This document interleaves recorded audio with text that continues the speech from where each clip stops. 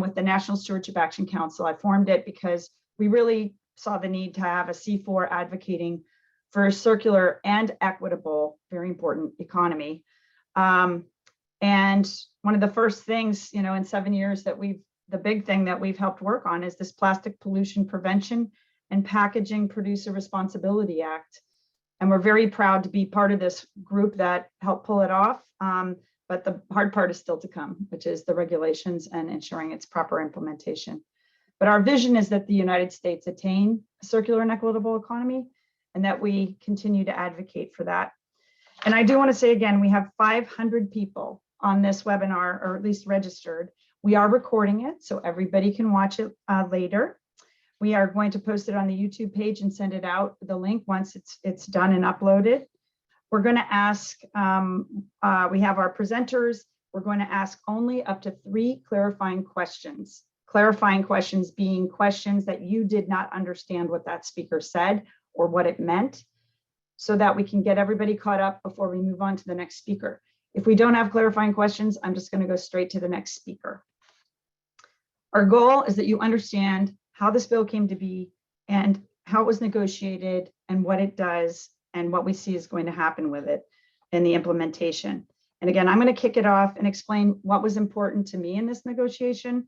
Everybody had their red lines. How did we get everybody to agree on a compromise? And I will explain mine and what was important to me. And then we'll turn it over to the others. I'm going to turn it over to Senator Allen, and then his staffer, Tina Andolina, who did so much of the work on this bill. It was so incredible. And then we have our environmental NGOs, Dr. Anja Brandon and Dr. Alexis Jackson from the Nature Conservancy and the Ocean Conservancy. Then over to our business partners, Adam Regele at CalChamber, and the Recycling Partnership, Dylan DeThomas. Then we're going to turn over to our local government representatives, Derek Dolfie and John Kennedy from the League of Cities and the Regional Council of Rural Counties. And then we're going to ask one key question of everybody about how you can all help us with the implementation of SB 54. And then we're going to turn it, and I'm going to ask questions that you've already submitted.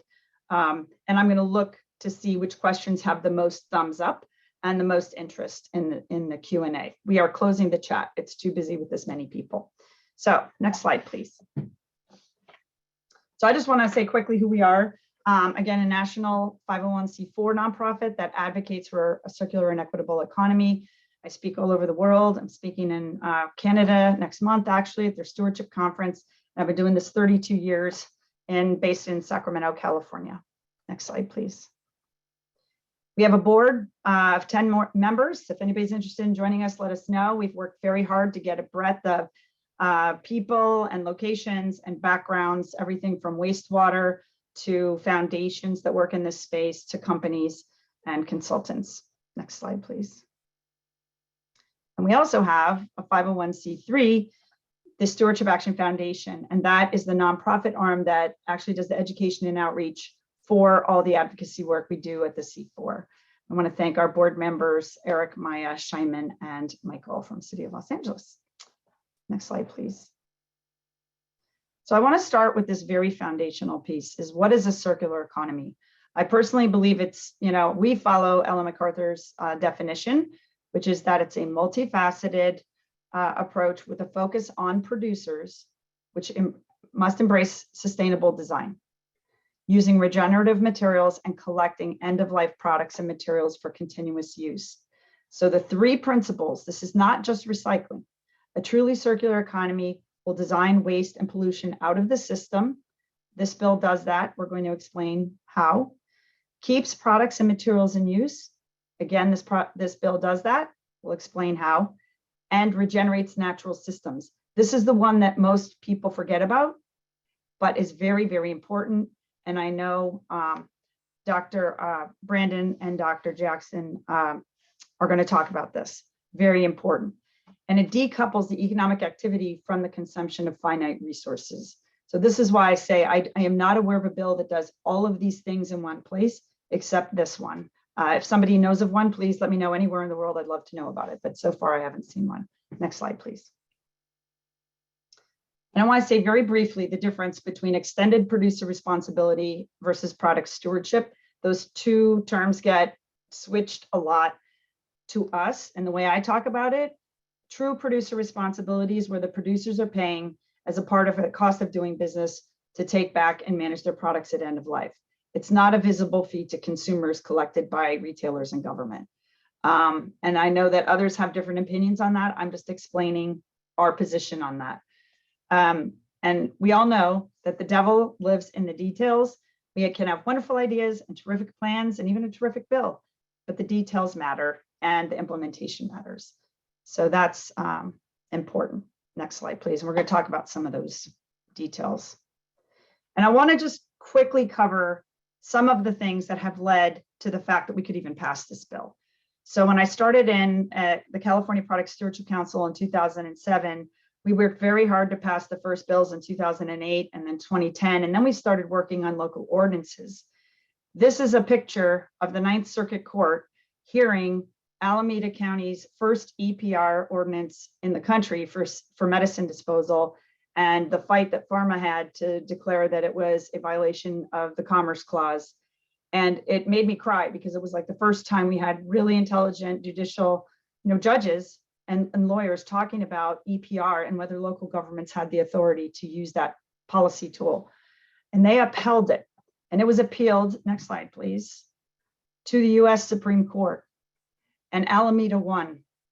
And that made sure that the rules of the road legally were that any local government in this country could impose EPR if there was a link to public health and safety, which is the job of local governments to protect public health and safety.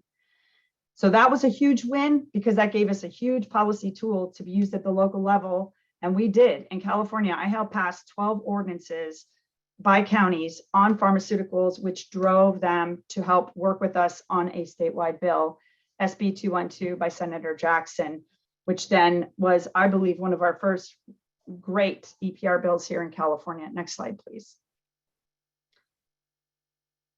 But to again lay the table, and we've been involved in all of these, and a lot of people aren't even familiar with some of them. But in 2008, we had a banner year. We got the ag pesticide containers voluntary program made mandatory, paid for by the producers, recalled products. We actually had lead-based lead-painted lunch boxes flooding the market in California, over 55,000 of them. And we passed a bill, I believe it was Jared Huffman did it, to make sure that the public agencies and hazardous waste facilities didn't have to pay with public money to take them back and manage them. They shouldn't have been sold. So that bill was passed. Then mercury thermostats. That was our first co-sponsored bill with the California Product Stewardship Council and Sierra Club. That is a true internalized cost EPR program. We just did an update to it and got $30 bounties. That's a whole nother exciting thing that happened this session. Paint and carpet were passed in 2010. Both of those industries came to the table. We allowed them a visible fee. So we consider it stewardship, not internalized cost EPR. And then mattresses was done the same way in 2013. The big one, as I said, that really broke, I think, set a new bar for a good EPR program was medications and needles that we worked so hard for many years leading up to that vote in 2018, which is now getting rolled out in California, I'm excited to say. And now it's packaging and batteries were the big bills this year in EPR in California, and packaging being SB 54. Next slide, please. So you can see that there was a lot of work and a lot of education of legislators and stakeholders all the way through these 12, 14 years. And political champions are absolutely necessary to pass these tough bills. Jared Huffman was an early fan of EPR, and he was a former assembly member here in California. He authored the paint stewardship law, which, by the way, I facilitated the National Paint Dialogue for 3 years we had the first permanent paint stewardship program in the country here in California in 2010. And he talked about the cost represents the single largest cost of local governments was paint, 50% basically, and reduces the financial burden on local governments and protects the environment. And that's always been our mantra, is to start shifting the costs from government back to the manufacturers. Because when the polluter pays, that's how you get away. We have less regulation, is by having more internalized cost of doing business. And he's now a congressman who's very supportive. Next slide, please. And again, political champion, this is Steve Bennett, was on the county supervisors of Ventura. I presented, I was sick, I couldn't respond to a question, and he answered, and I kept this on our website for a very long time. He is now an assembly member, but he said, as an economist, that EPR, it's just trying to make the market work properly, so you're not actually increasing cost. You're trying to get people to design a reduction in cost so the business doesn't have the liability for the product. So unlike a lot of other regulations that are just flat out increasing costs, this is a rule that more accurately allocates costs. And by accurately allocating costs, you will create a market incentive to reduce the cost. So these, you can watch the video of him, but that again, this was because we spent years and I got 145 resolutions passed by local governments in California to support EPR. And again, he was a local member at that time. He's now at the state level being a champion for EPR. Next slide, please. We also help develop relationships and educate legislators in California, which I believe also helped lead to the passage of SB 54. This is a picture of the group that we had in, I think it was 2019 in Vancouver and Seattle. But we do study trips with the California Foundation on the Environment and Economy. Senator Allen has been a great champion of this and been on all the trips. And I really believe it's helped bring, the stakeholders together to meet each other outside of a bill fight that has led to a lot of the trust building to get these hard bills done. And we had Kelly, EPA director on the far right, Jared Blumenfeld. We had industry people there, local governments, and even Tony Mukachin with Merlin Plastics. Next slide, please. I also believe the California Recycling Commission had something to do with this. The last 2 years I was chair, we came out with 34 policy recommendations, many of which became law the last 2 years. But we developed relationships with each other, and there were 17 of us. And because we all aligned and we learned from each other through those meetings, I think it really did help align people to support various bills like SB 343 on truth in labeling and defining what is recyclable, which set the table again for SB 54. And I want to thank my commissioners, fellow commissioners on that. Next slide, please. Also, I cannot speak to this as far as we were not involved in the ballot initiative. I can only say that it exists. And it was a huge part of why we were able to get SB 54. And I know others will be talking about this, but the ballot measure qualified for this ballot in November, which again has been pulled because SB 54 passed. And with the agreement by the 3 people who signed on and got that ballot on to vote on. It was plastics only. It required producers to reduce single-use plastic and foodware by 25% by 2030. It prohibited polystyrene food containers. It put a 1%, 1 cent charge on all single-use plastic packaging. And in short, you can see the rest of it. It was very high level. It didn't have a lot of meat on the bones. It didn't have recycling rates and dates. It left a whole lot of authority to CalRecycle. But it is no longer on the ballot because SB 54 passed, but it was a huge reason why we were able to get it. And I'm sure Senator Allen will talk more about that and others. Next slide, please. So how did we get this done? Basically, EPR has been normalized in California. We have figured it out. We've got agencies like CalRecycle who really know how to do oversight. So they're not afraid of doing something that is, I consider, the biggest, hardest thing we'll ever do, which is packaging. It's got the most manufacturers, it's got the most material types, and it's got the most infrastructure and stakeholders that have money invested in that infrastructure already. So it was very, very hard to pass. We've learned a lot of lessons from the older first EPR bills, which made passing this one a lot easier. I was very focused on making sure the lessons that we'd learned from previous bills were fixed in this bill. Again, we've developed a lot of relationships, whether it be on the study trips or the Recycling Commission. The ballot measure was that backdrop. That was, they didn't have to pull it. The signers could have left it on the ballot and we wouldn't have had a bill, but the bill had to be good enough in order for them to pull the ballot. Passing truth in labeling. This bill, SB 343, Senator Allen again, and its sister bill, basically, AB 1201 by Member Ting, were both based on the Recycling Commission's work on defining what is compostable in 1201 and what is recyclable in 343. Had we had to have those debates during 54, I don't think we could have had the time to pass the bill. So that was kind of, to me, a prerequisite to getting 54 done. Then setting the negotiation table, which is what Senator Allen and Tina Andolina will talk about. It was key. We all had to be willing to get to yes, and we all had to be there to get a 2/3 vote. We had to get a 2/3 vote in 2 houses and pull the ballot within 24 hours, and we were able to do it. But it was only because we all worked together. And there's national momentum by the time we took up 54, because Maine, Oregon, and Colorado had already done packaging. California had not been able to do it up until that point. So that's, to me, my high level overview on all the stuff that led up to kind of pushing towards this bill. And next slide, please. That's a picture of us after the Senate voted 2/3 votes. We're very, very happy about that. So I want to talk briefly about what others are going to talk about after me, which is what each of us thought were the red lines for getting an agreement. So the things that we were fighting for were ensuring that our existing infrastructure, like the haulers and the local governments who had invested in MRFs and a lot of collection materials, were protected, that the producers could not roll them over and just do whatever they would have with them, that they had a fair voice in this process. That included having an advisory board. We'll talk about that. I wanted to ensure that the PRO, as I said, could not roll the other stakeholders. The enforcement tools was very, very important. The state's ability to take away the keys to the program.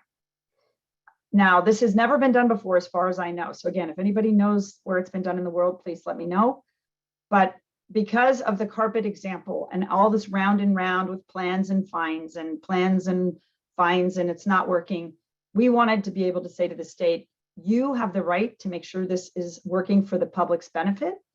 And if it's not, then you get to take the control away from the PRO, and you can choose to do something else with it, get another PRO. So whatever, I have the actual bill language. I want to go over that in a second.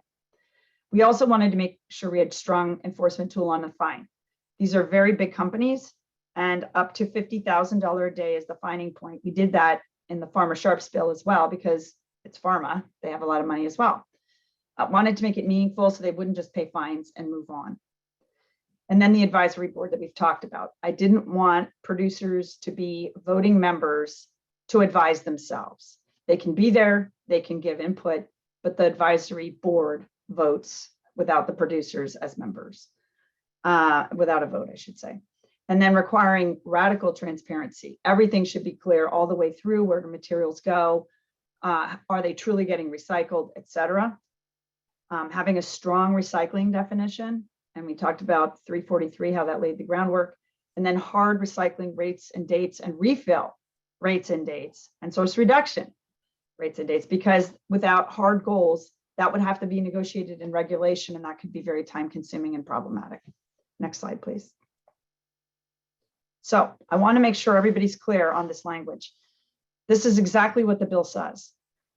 In the event that the department determines, the department being CalRecycle, that the producer-run organization no longer meets the requirements of this chapter, including those set forth in subdivision A, or fails to implement and administer an approved plan in a manner that effectuates the purpose of this chapter, the department shall revoke its approval of the producer-run organization, and notwithstanding subdivision B, may approve PROs, additional PROs, to basically take over the program.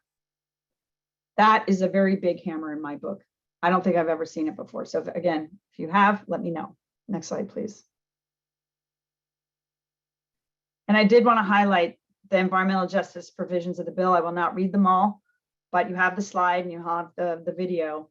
There was a lot of work to protect communities who have traditionally been harmed by some of the facilities that make and recycle these products.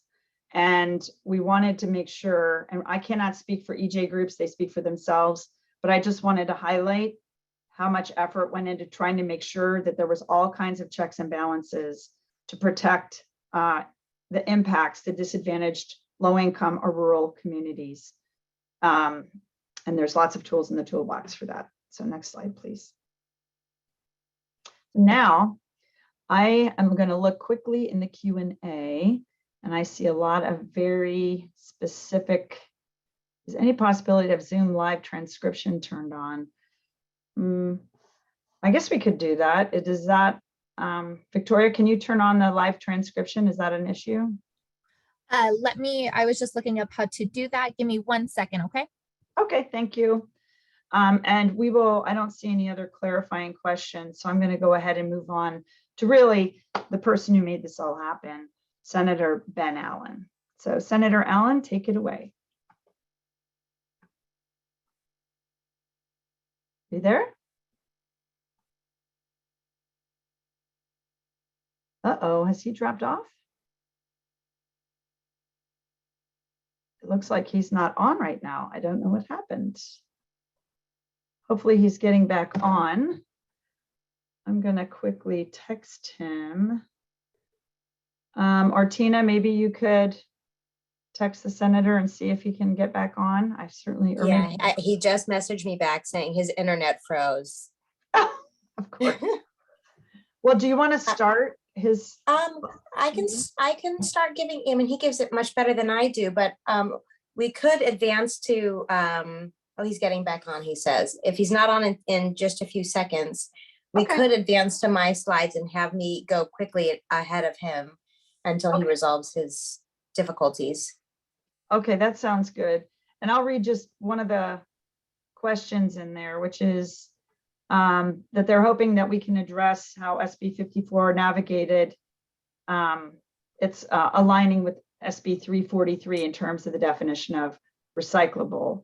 And if a product can only be labeled recyclable if it's only sorted in defined streams to greater than 60% recycling, doesn't that prevent producers from labeling packages that are technically recyclable if they aren't already recycled at 60%?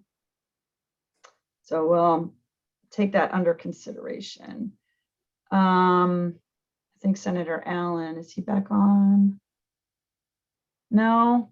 Tina, do you want to just go ahead and start? I'll just say this before he gets on and give him 30 seconds to get on again, hopefully. Internet does that to all of us sometimes. That I would hope that every state has a champion like Senator Allen. This was, and to have staff like Tina, because this is super hard. There are people coming at you from every direction. It takes a lot of intellect. You have to be really quick on the uptake. Some of us have been doing this for decades, and they do this and 1,000 other things. So there he is. You're Stephanie now. It's so, I literally I've heard your entire presentation, and the second, like about 2 minutes before you were done, it just froze up. So no worries at all. We're just so glad you're here. I'm so glad to be here. Well, thank you. I'll go ahead and turn it over to you, but I was just bragging about how we really need more legislators like you around the country to do this good work. And I know some of them are listening today. So I'll turn it over to you, and thank you so again for being here. Well, thank you so much, Heidi. Really do appreciate it a great deal. And I just want to thank you. I want to thank Jordan and everyone with the National Stewardship Action Council. And of course, I see Dylan from the Recycling Partnership.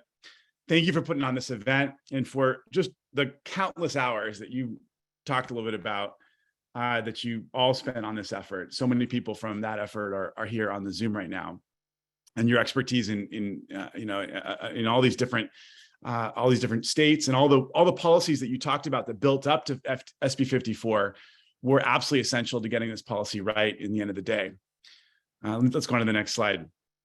So as was mentioned, this was a multi-year effort that Senator Allen, you're really breaking up, and I'm afraid it might be your video. So we might have to turn off your video just to make sure we can hear you. Yeah, I'm afraid his bandwidth, I guess, is a little thin. Tina, maybe you could text him that he should just call in, or Victoria, or just Senator Allen, if you could turn your video off, I think that'll help your bandwidth. Video. Okay, so I think he's going to turn that off. And then, Okay. Tina, I don't know. Are you texting with him? Because it looks like it completely froze again. Yep, yeah. Oh, there he is. Can you hear us now, Senator Allen? Can we hear you, I guess is the question. Okay. Darn internet. Okay. I think we should have him call in. Victoria, can you make sure he's got the phone number and he can just call in? Yes, I will send that to him right now. Thank you. Tina, do you want to just start this briefly so we can keep moving? Or what do you think? Yeah, I can do that. Although Heidi, if you send him the call-in number, I think he'll get it faster because you can directly text him. Yeah, I don't have it with me though. Victoria, do you have his cell phone number? You've got it in my thing, my contacts. Or Jordan? All right, how about I go here on my phone? Perfect. Is that okay? That's perfect. Okay. Wow, this is much more difficult than I'd anticipated. Okay. Here we go. Okay, so passing this effort was a multi-year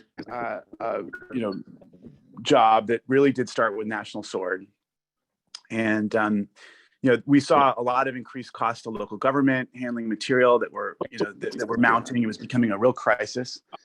It was eating into funds for cops, for parks, for so many other critical programs. I'm just going to shut this thing down.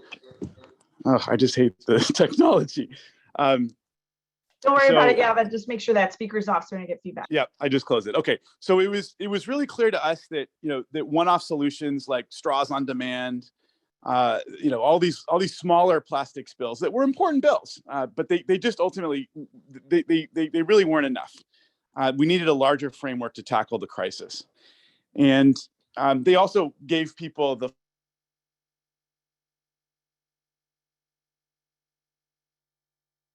made that much of a difference. But I will say that they did do a good job of raising awareness, getting people thinking about this problem, and got us to a place that really did contribute to the ultimate passage of 54. So in December of 2018, a long time ago, we first introduced SB 54. It called for specific, ambitious, but achievable outcomes. And it called, asked to direct CalRecycle, which is our state agency that is tasked with overseeing this issue, to develop regulations that required producers to meet these various mandates.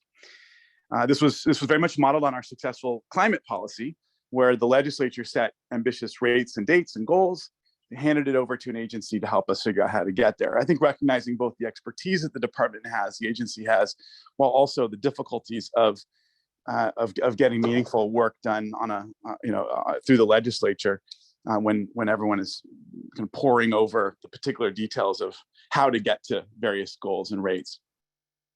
So we had intensive negotiations. We addressed a significant number of the issues that have been raised by the business community. Several brands, in fact, a whole bunch of associations moved from opposition to neutral, but certainly not all. We still had significant opposition. We also had hope that momentum would carry the day, and it ultimately didn't. We fell short that year. We learned some valuable lessons. First and most importantly was the model was a little flawed. My colleagues and most stakeholders didn't want to give so much discretion to the state regulators, and I think there were a lot of concerns out there about CalRecycle and the department. So we spent. We tried twice. We came excruciatingly close. We didn't quite get there. We then spent 2020 recrafting the measure with the goal of drilling into the details that we previously left to CalRecycle to figure out during the regulatory process, and moving more of the responsibility for program implementation to the producers. And the bill failed again. And then a group of our key supporters, believing that the legislature simply wasn't ever going to get this done, then began work on a ballot measure that was described by Heidi. Now that was set for the 2022 ballot. Now, in the meantime, Heidi talks about the trips we were taking with CFE. More legislators were learning about this stuff. Even those legislators that weren't with us on the original bill, we're starting to take the issue more seriously. We were raising the issue to them. They were hearing more from constituents. And even if they weren't quite comfortable with the approach that we had taken, we were starting to hear from legislators from across the political spectrum that they wanted to see progress on this issue, even if they weren't exactly with us with our particular approach. And we started to see more momentum. Legislators introduced a suite of bills in 2021 that took aim at different pieces of the problem. We really wanted to focus on defining recyclability. Heidi talked about SB 343, which defined recyclable as having true end markets, not just recyclable in some lab somewhere. The idea being that you shouldn't be able to put the chasing arrow symbol, the recycling symbol on a product that has no real chance of getting recycled under real world conditions. We also had a bill, another member pushed through called AB 1201. It defined compostable as having material material that's actually accepted at local facilities. So it's the same idea that you shouldn't be able to say that you're compostable even if you're technically compostable, but you're not actually composted under real world conditions. So both of those bills passed that year, and the ballot initiative qualified that summer. And that then set the stage for this fairly intense negotiation on SB 54 that would serve as the vehicle to remove the ballot measure if we could get there. This is a mechanism we have in California, where when ballot measure is put forward, the legislature has the ability to get back to the table, have a negotiation with the stakeholders on both sides, see if you can come up with a legislative solution that will pass muster with the ballot supporters, but also have a chance of getting through the legislature. That's ultimately what our goal was, so we could avoid a costly and very unpredictable fight at the ballot.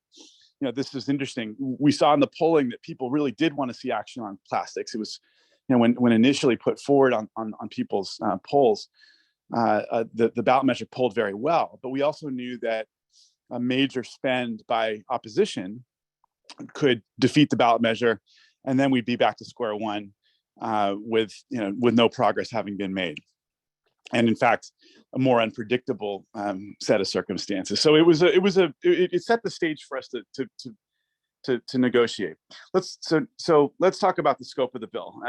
Heidi's talked a little bit about it, but the idea is that all single-use packaging material would be material neutral. We're covering all single-use packaging. This was very important to folks in the American Chemistry Council and others in the plastics industry. They didn't want to see. They wanted to see they didn't want to see their product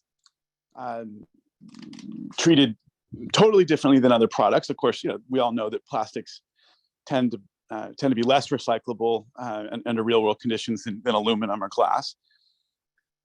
We focused on there's a lot of focus on plastic single-use food serviceware, and the measure has three key pillars: source reduction, everything being truly recyclable or compostable with aggressive rates and dates that have to be met, and then shifting the financial burden away from ratepayers and local governments toward the producers through EPR, through this extended producer responsibility system that Heidi was talking about. So source reduction, right? This requires producers to source reduce the amount of throwaway packaging and food serviceware as much as possible to eliminate unnecessary waste. And we continue to see so much over packaging or disposable containers used instead of reusable ones. And this really has to change.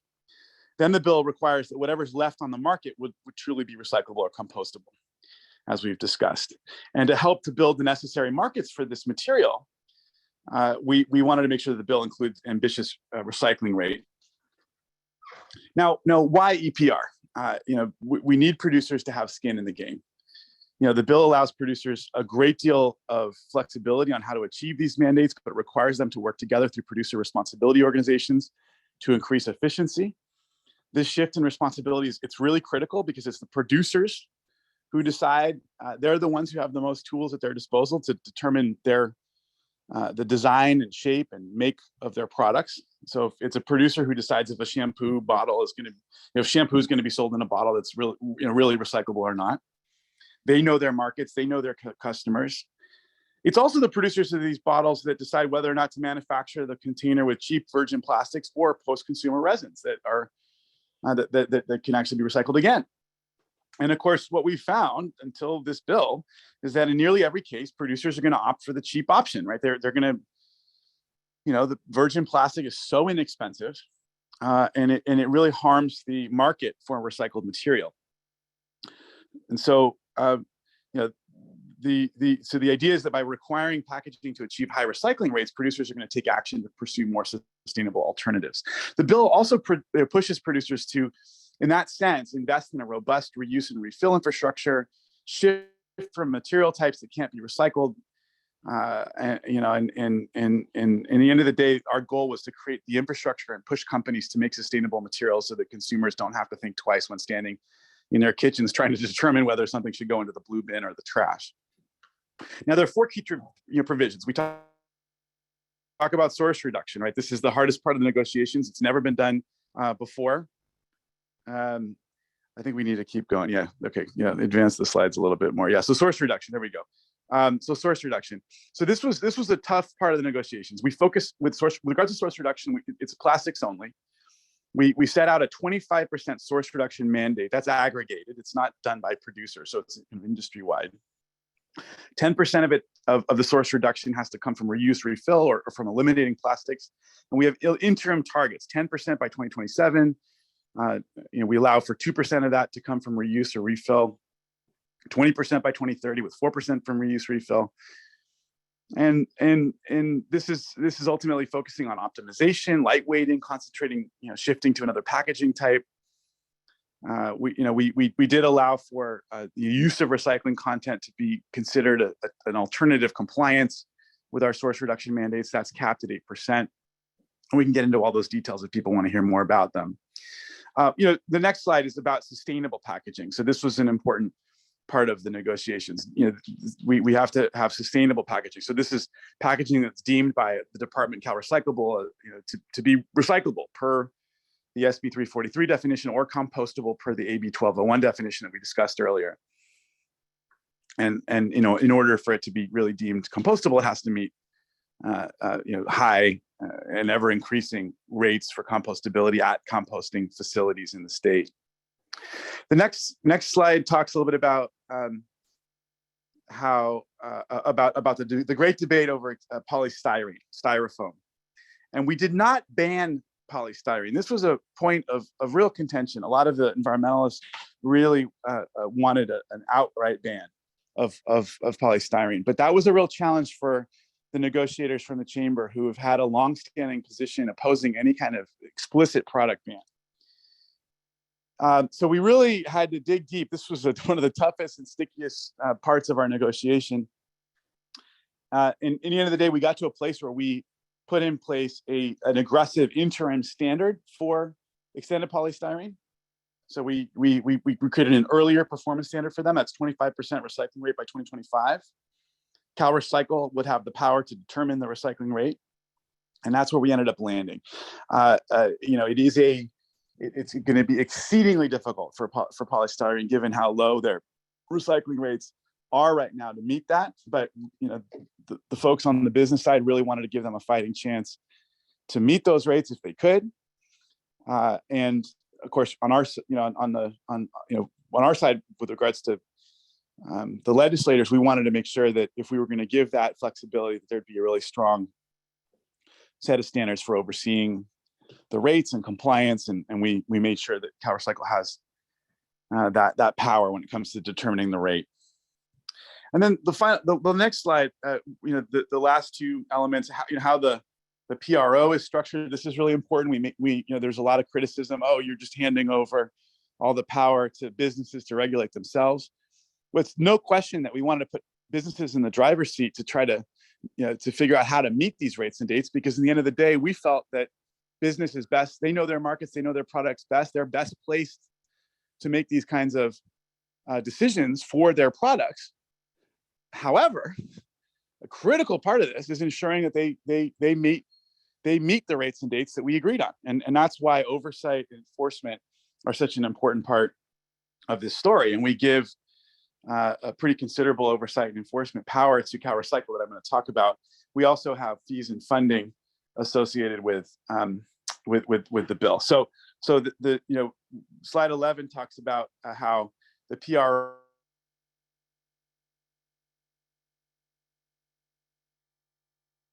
within 12 months, CalRecycle has to approve the PRO.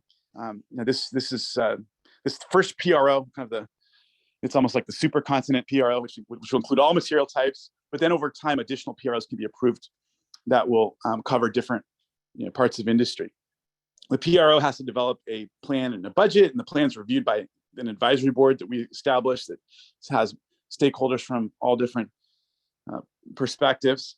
And the plan has to be approved by CalRecycle. Their annual reports have to be given to CalRecycle for approval. They have to be updated every 5 years. And then the budget has to fully cover the cost to comply and fully cover costs to local government and haulers as part of the successful implementation of the PRO. The next slide talks about CalRecycle oversight.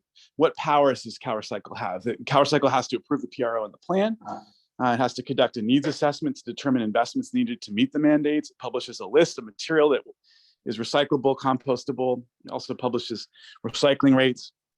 The department has to establish this advisory board that we talked about, which, as I said, is made up of diverse stakeholders, including cities, counties, haulers, and NGOs, but also industry associations. Those industry associations are non-voting, but they are going to play a very important role in helping to shape the discussion and ensure that industry perspectives are brought to the table and that that they're able to weigh in when decisions are being made. And the advisory board is going to provide technical assistance to the PRO and CalRecycle, and also review the needs assessments and the PRO plans and updates. Enforcement, as I say, very important, very controversial, something that was absolutely essential, for us and for folks on the environmental side and the government side. The enforcement is strong. Penalties up to $50,000 per day per violation based on a product line. The department has discretion to set the violation amount.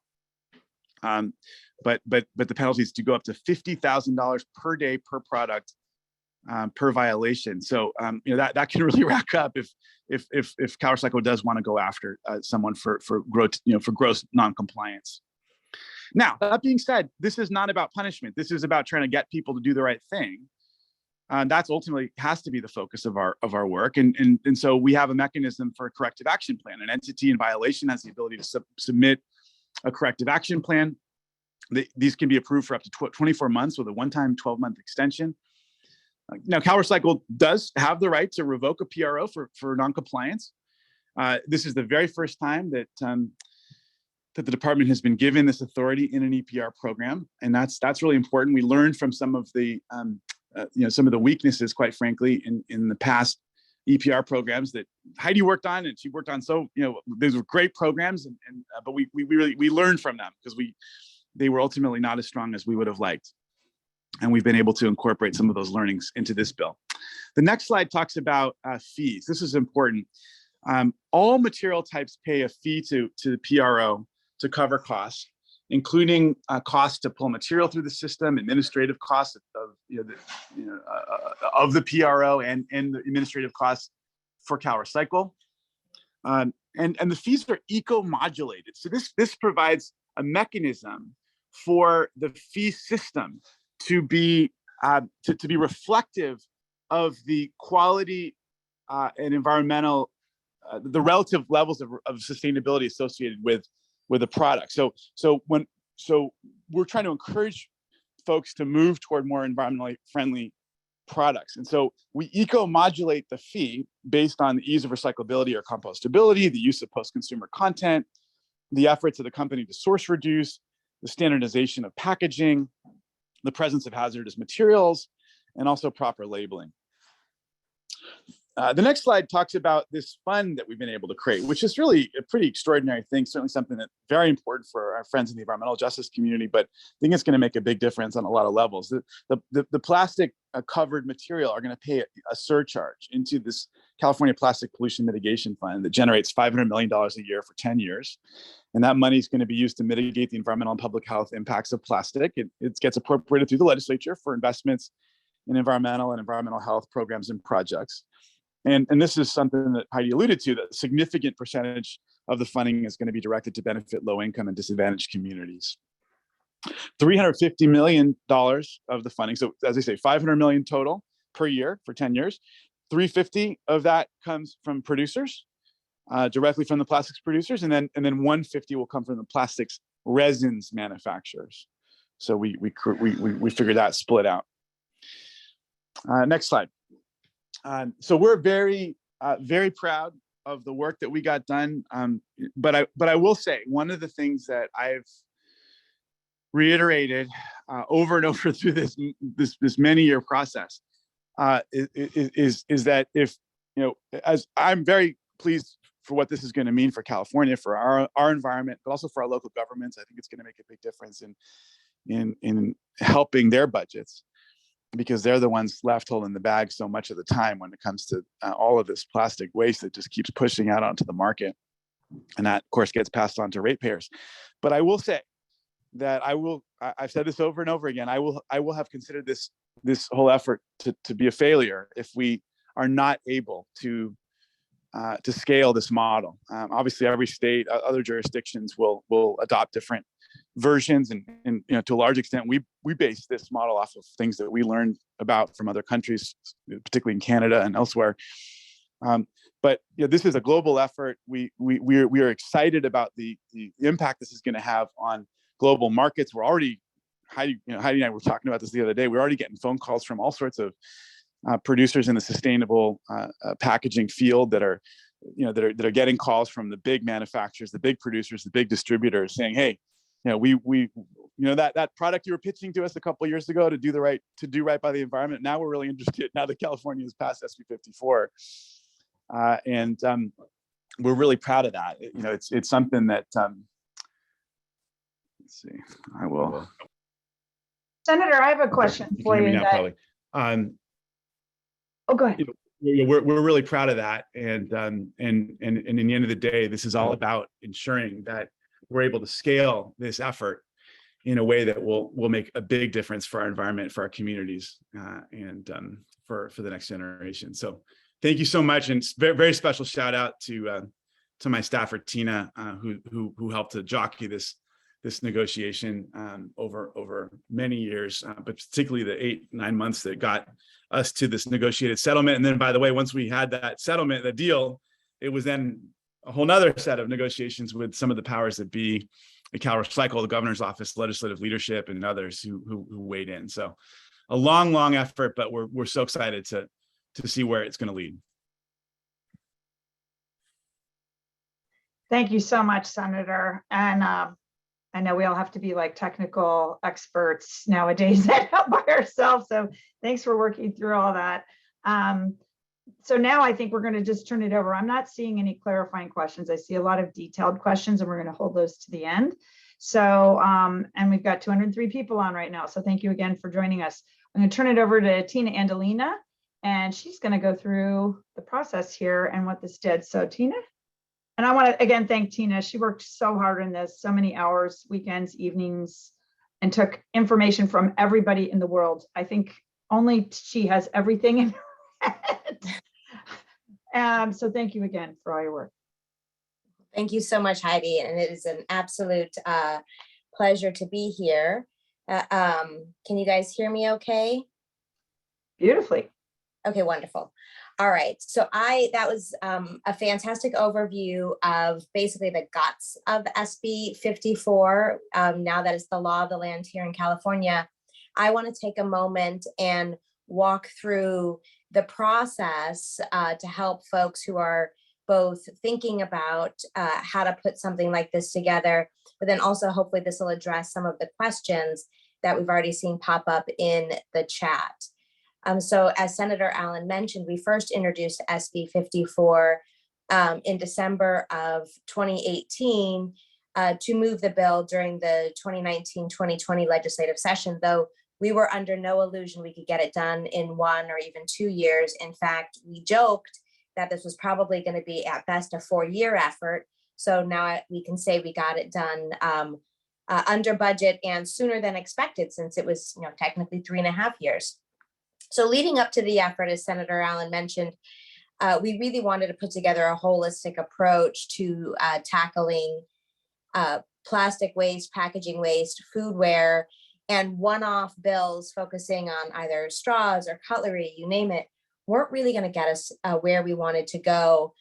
So one of the first things we did was meet with all the other offices that were interested in this space and encouraged all the members to work together on a joint policy, as opposed to doing, a dozen one-off bills. So when SB 54 was introduced, a companion measure in the Assembly, AB 1080 was introduced, and between the two measures, we had 8 joint authors.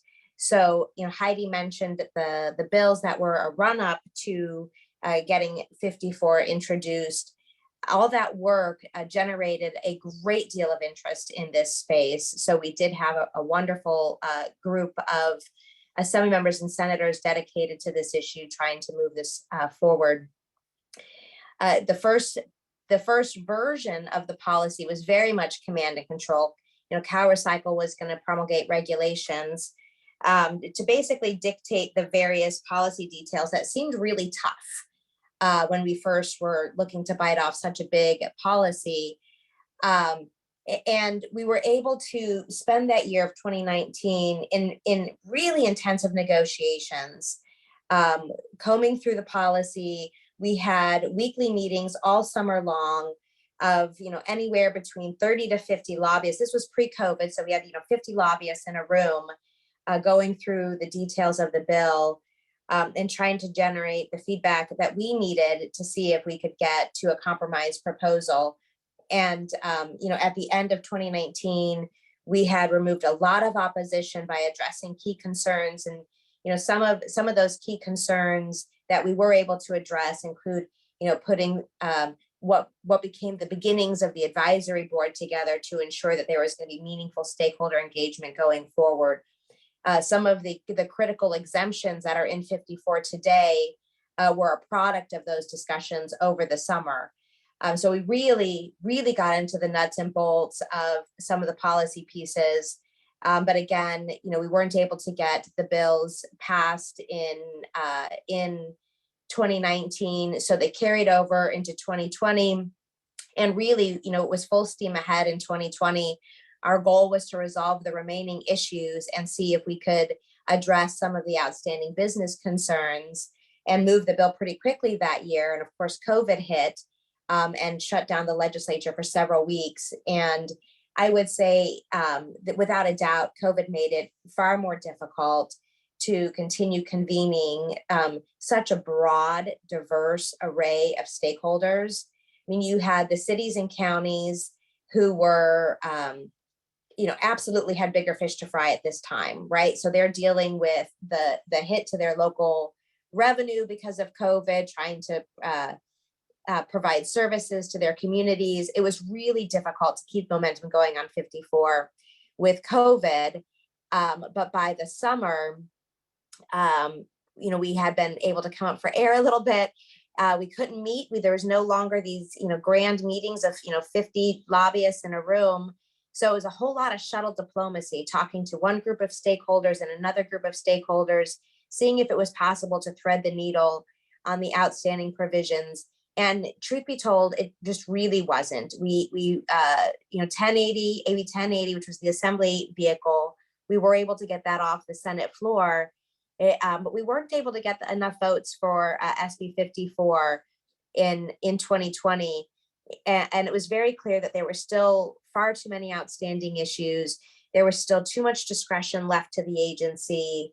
It was unclear how we could deal with the source reduction components of the bill. That was left very vague in these first 2 years. It was an incredibly difficult nut to crack, and we really had no guideposts, no other bill when we were looking at other states, other countries, looking at the EU's packaging schemes. None of those other programs had meaningful source reduction, which was something we wanted to see in California. So those were a couple of the real sticking points we had at the end of 2020 that did not enable us to get the bill over the finish line.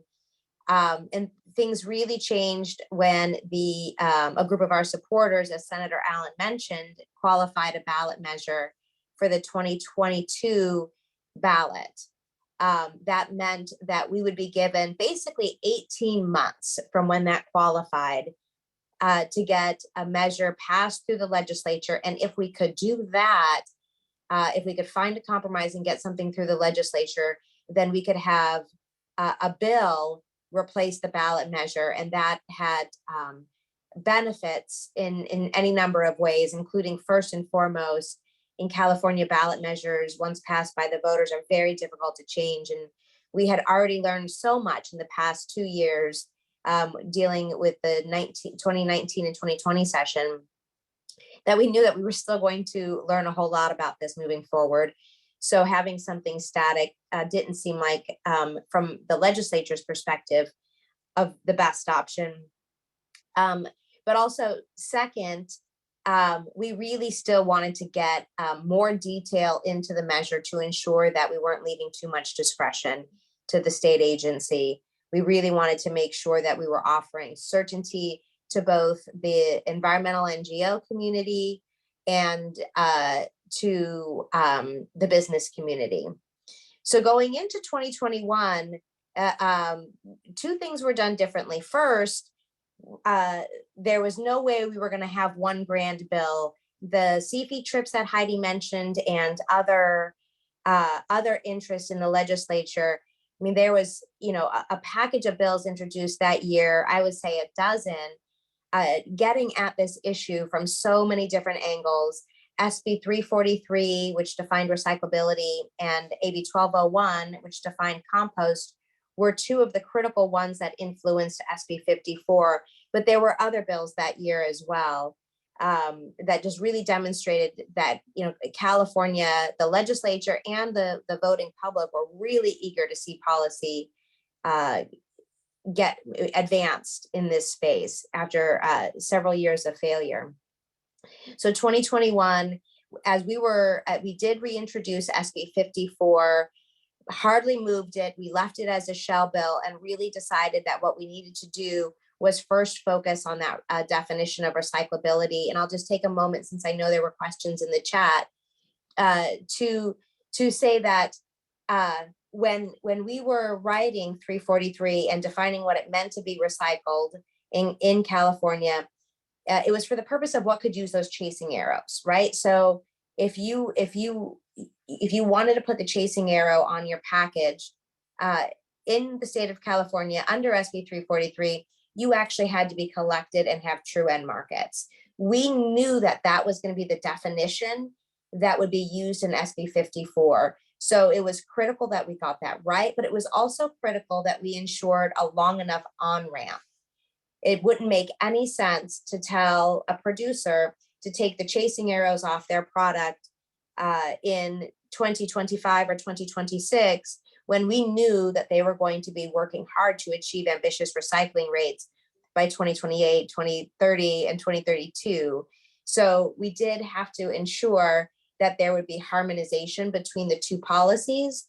And we had a very clear understanding of where we wanted to go at this time with SB 54, with a 10-year time horizon. So SB 343 was very intentionally crafted to ensure an on-ramp, that even if your material early on did not meet the definition, if you were part of a statewide program for increasing your either recyclability or compostability, you could still be labeled as such, unless you were a material that was contaminating the system. And we left that question up to CalRecycle. So we wanted to ensure that there was a really robust on-ramp that enabled businesses to succeed while still, protecting the recycling system and getting the recycling system here in California on the right track. So passing those 2 bills were really, really critical foundational pieces going into SB 54. Next slide, please. And that's when things got pretty intense. Like I mentioned earlier, we had 18 months from the summer of 2020 to basically June of 2022 to see if we can reach a compromise on SB 54 that would be strong enough to encourage the ballot proponents to withdraw their measure from the ballot, but also offer enough flexibility to the business community to where we can have a consensus program that everyone could get behind. So we had tried very large stakeholder meetings. We tried shuttle diplomacy. And neither of those approaches were quite right to land the plane on this thing. So going into the fall of 2021, our goal was to figure out what would be the best strategy to pull people together for 2022 to see if we can make progress. And we decided we would set what we called a small table. And we were advised to see if we can get it down to 8 critical people. And we got really close. I think we got to about 30. So that's not so bad. But given the extensive number of stakeholders interested in this issue, there was no way we could set a table as small as 8. But we really did try to narrow the group, get the right stakeholders who can speak for the critical sectors. So, who are the right business interests, who can speak credibly to the rest of that community. Same for local government and the waste hauling community and the environmental ENGOs. So it was very challenging to set that table. And then the next big question that we had to ask ourselves was if we're given 6 months of intense negotiations, what issues do we need to address first and which should wait to the end? We wanted to see if there was some way to make progress early and give us some momentum to encourage stakeholders to spend the incredible amount of time that we were asking them to spend at this table amongst all of the other work they had to do. So we wanted to show early progress, but at the same time, we didn't want to waste anyone's time. And we knew the toughest nuts to crack were definitely number one going to be source reduction, which included how we were going to handle expanded polystyrene, and then how we were going to handle the mitigation funding. So we decided to start the group focused on finding consensus on source reduction, and spent 2 months trying to come up with a scheme basically from scratch. Like I said earlier, this had not been done before. So we didn't have models other than just a list of banned material. We had no model to work from. The ballot measure called for a 25% reduction in plastic packaging and foodware. So that was the benchmark we were working towards. But progress was really, really, really slow. And I'll let others go into what was important in the source reduction negotiations. But one of the critical gear shifts that we did partway through the process was to break our small table up into even smaller groups, because we realized that with a program as big as we were trying to put together, there was no way, with the slow progress we were making on source reduction, we were going to be able to get to the other really critical pieces. So in early spring, we broke up into small groups. We continued discussions on source reduction, but we basically developed what we were calling a straw person proposal. So how would we tackle all of the key issues, broke those issue areas up, and had representatives from the small table lead the discussion in each of these areas. And I've outlined them here. One of the first key questions we had to understand was how we were going to structure the PRO, complicating questions like how many PROs should we allow at the onset. It was very clear that if you allowed an unlimited amount, then the program could not be stood up. It would be too impractical. So we landed on the notion that we would have one PRO to start with, but enable other PROs to be stood up later. Some of the glass, for example, metal, were interested in having a separate PRO. So we wanted to give that ability down the road once the program was set up. How the PRO engaged with local governments and the haulers was a really critical question for us.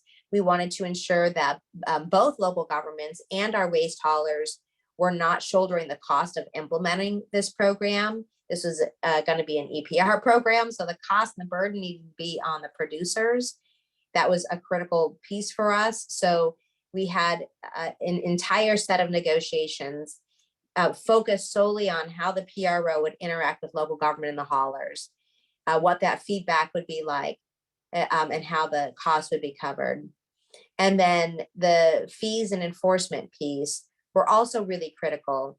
The fees had to be, they had to pass muster, right? We wanted to make sure that you didn't have, for example, plastic packaging subsidizing paper packaging recycling. So we brought in experts from other countries to talk to us and educate us on how to eco-modulate the fee, how to design a fee to ensure that it would accomplish the goal of encouraging producers to meet the rates and dates in the bill, encouraging the producers to move to better design of their packaging and foodware. And then similarly with enforcement, like Heidi mentioned earlier, it was important to everyone at the table, both the ENGOs and the business community, that we didn't have producers simply paying to comply with the bill. So we had to find enforcement that was not punitive, because again, like Senator Allen mentioned, we wanted to see compliance, not just punishment, but also we had to be, the enforcement had to be robust enough to ensure compliance.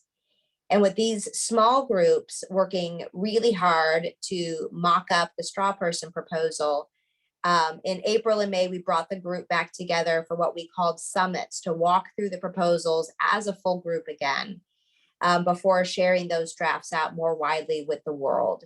So we spent several day-long meetings as a group mocking up the bill.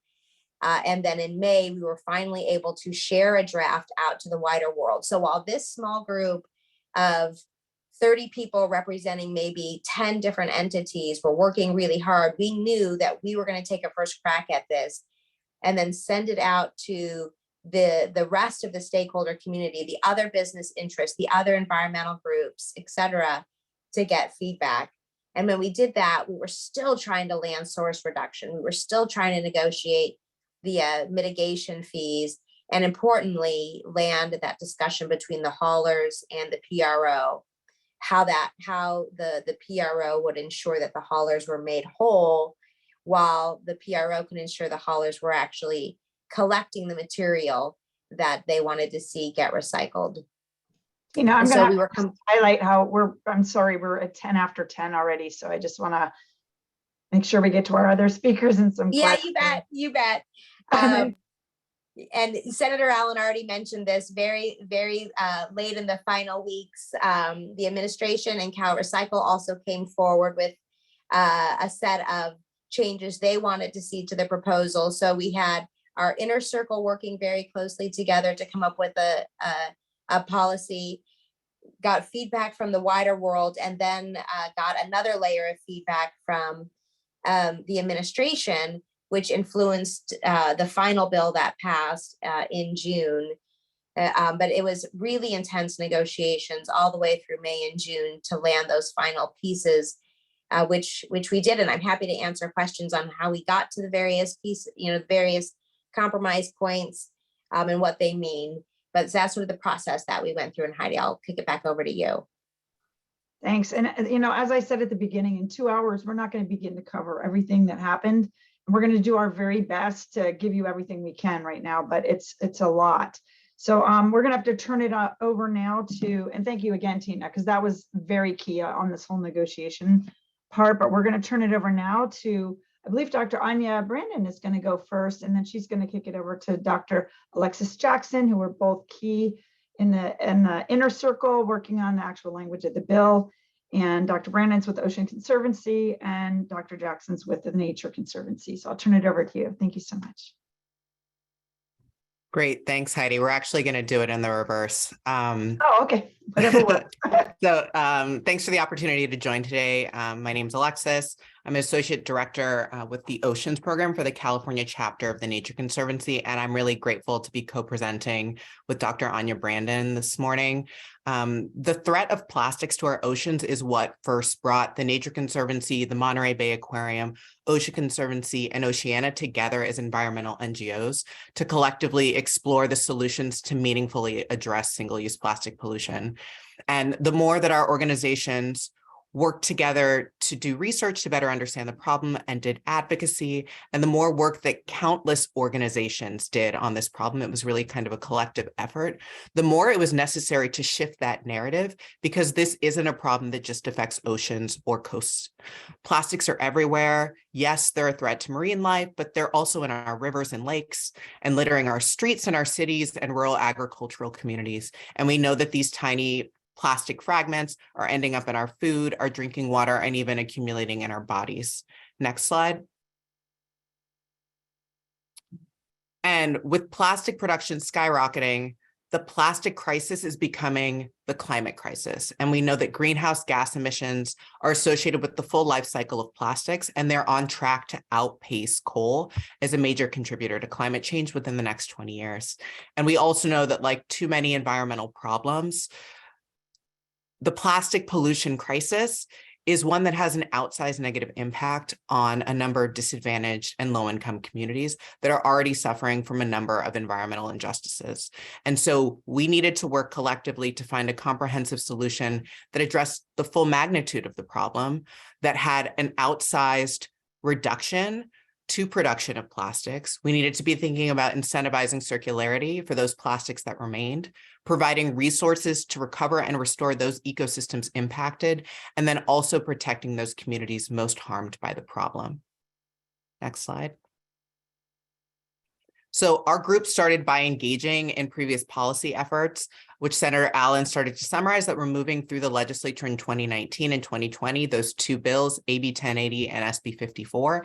And I won't kind of go over the summary of those to save a little bit of time since they've been talked about.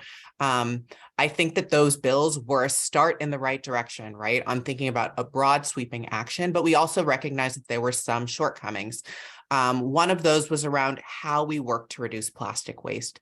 In these earlier versions of the bills, we were talking about source reduction, recycling, and composting without any specific target being set for source reduction. And we know that making less plastic is one of the most powerful tools that we have for addressing this crisis. And the second is that there was no fee or funding mandate that was created to address the cleanup costs and those restoration efforts that are really critical to kind of tackling this problem. And as was mentioned earlier as well, despite our best efforts, these bills didn't make it over the finish line. And that's because, you know, there were a number of stakeholder issues that needed to be addressed, oversight issues that needed to be thought through, but there was still interest in addressing the concerns around plastic pollution. And there were a number of individuals who felt like the public was on top of this issue and we could really move it forward. Next slide. So our groups and so many continued to feel hopeful that change was possible. We continued to look at polling that said that Californians cared very deeply about this issue, and it was time to harness the power of the vote. And while our groups weren't the principal authors or official proponents of the ballot initiative, we were influential in shaping its content and played a large role in rallying support to gather the signatures necessary to qualify it for the November 2022 ballot. And once it qualified, our groups principally took over advancing and building out this campaign, continuing to work with a number of key partners, from sustainable businesses to environmental, waste, and public health organizations, and rallying the support from city and state representatives to really try and make change happen on single-use plastics. Next slide. And as was mentioned earlier, it turned out that the threat of a ballot campaign was very much the thing that we needed to move this issue forward in California. We were in the midst of building out campaign infrastructure when we were first invited to the negotiating table by Senator Allen's office. And we entered by simply trying to achieve mutual understanding on the part of all parties without any commitment to move forward collectively on legislation. We had secured the ballot initiative through the support of a very broad coalition, and we couldn't back away from it without securing an even stronger policy that had more protections for people and the environment. And we talked, as we began to talk through this bill and understand the shortcomings of the ballot initiative and learned that there were various interpretations of how certain measures would be implemented, we realized that the ballot wasn't perfect either. And we had this tremendous opportunity in a legislative solution to remedy them and also to clarify some of that ambiguous language in the ballot measure itself. And so to address our priorities going into those negotiations and the final outcomes, I'm going to pass it over to my colleague, Anja. Thank you, Alexis. Next slide, please. Anja, you're a little quiet. I don't know. Sorry about that. Thanks, Heidi. That's okay. Just want to make sure you're heard. Appreciate it. As Alexis mentioned, we went into these negotiations with an incredibly open mind, just trying to listen and understand and see if there was a there to reach a legislative alternative to this ballot measure. In terms of our priorities for what would be a stronger legislative effort that we could see as an alternative to the ballot measure we were actively working on, we essentially thought of them in three big categories. The first being that source reduction piece we've heard about by so many speakers already, really hammering home the need for less single-use plastics to be made and used in the first place. That is so essential to reduce both plastic pollution and reach a healthy and stable climate. We wanted to ensure that this reduction incorporated both the weight of plastic items as well as the actual items. We wanted to see less plastics on the shelf because we know that's where the real wins in terms of plastic pollution will come from.